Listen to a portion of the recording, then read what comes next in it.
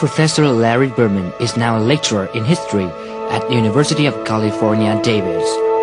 Before writing Perfect Spy, he is already the author of 3 other books about the American war in Vietnam. Planning a Tragedy, the Americanization of the war in Vietnam. Lyndon Johnson's War, the Road to Stalemate in Vietnam. And No Peace, No Honor, Nixon, Kissinger, and Betrayal in Vietnam. He provides in-depth analysis about the American war in Vietnam, the reasons why the U.S. lost the war, and American politics during the time of the war. He admitted all these books were written through the eyes of an American historian. But with the book Perfect Spy, he began writing and looking at Vietnam through the eyes of the Vietnamese people.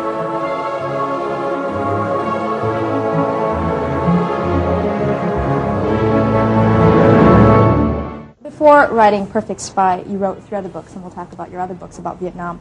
What makes Perfect Spy different from your previous books? This is the first book, this is my first biography, first of all, and it's the first time that I've looked at the war through the eyes of the Vietnamese. The other books were all America-centered, that is, they looked at American intervention, American negotiations, and another book on Lyndon Johnson, and how the war destroyed his presidency and destroyed really his own psyche. But all of those were from the perspective of the Americans, and in which there were Americans and then there were these enemies. This book looks at the war through the eyes of Phạm Xuân Ẩn, which is a very complicated life, because it's a story of Vietnamese nationalism.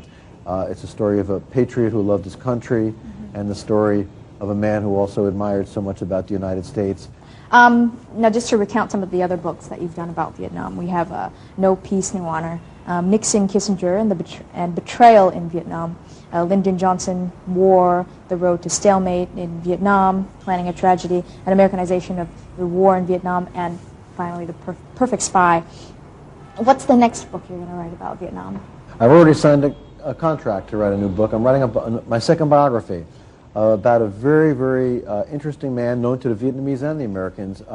His name is Admiral Elmo Zumwalt, Z-U-M-W-A-L-T.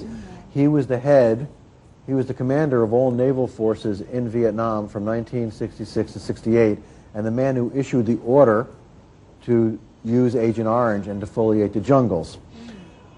He did that because the government of the United States and the chemical companies assured him that these agents were only harmful to, quote, vegetation.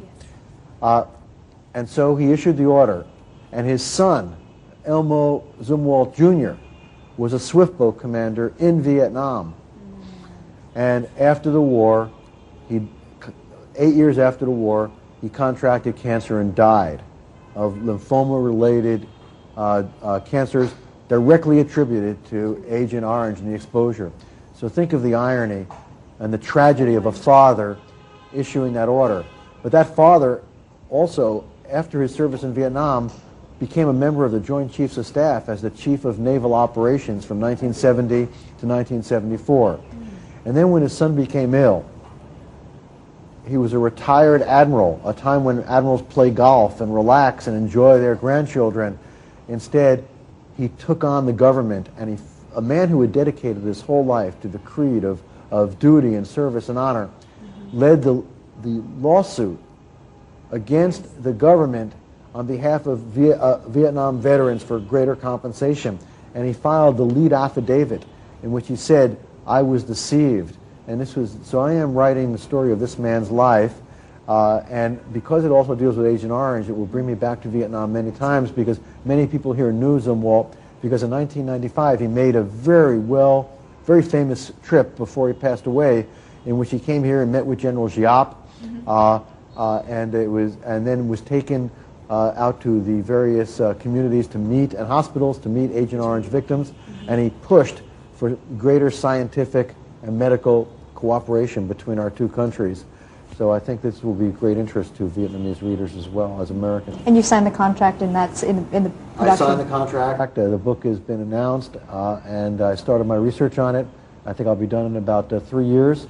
The same publisher, HarperCollins Smithsonian will publish the book, and Vietnam News Agency also would like to translate it and also show it, distribute it here in Vietnam. So Vietnam's in your books for the next 3 years at least. You may not know this, but in my previous life I was Vietnamese. So there's always connections, aren't you? That's what my friends say. That's why you keep coming back. Now, besides talking to the readers and attending meetings this time, on your trip to Vietnam this time, are there other things that have attracted you to come back to Vietnam? The food. You like the food, you enjoy the food. What's your favorite dish? What's my favorite dish? I have many favorite dishes, but I love kabamu. Kabamu, sea bass. I love sea bass and kabamu, and I like shrimp and seafood. Yes, and I love it, and of course I love pho. So, can't live without it. Can't live without it. Every morning on the corner, You really were Vietnamese in a past life. I skip the fancy hotel meals and go to the corner and sit on a little stool and have, get some good food. And not too expensive either. But also, the thing about Vietnam is the war is over. It's a beautiful country, and Americans who take time, or visitors, that the Japanese tourists, the American tourists. I mean, I've traveled all over Vietnam, and I've gone off the beaten trail, and I've gone up to Ha Long Bay, but I've also gone down to Can Tho, and I've gone to Dalat and Hue. I just love sitting on the Perfume River and relaxing. So it's really great. I love Hoi An.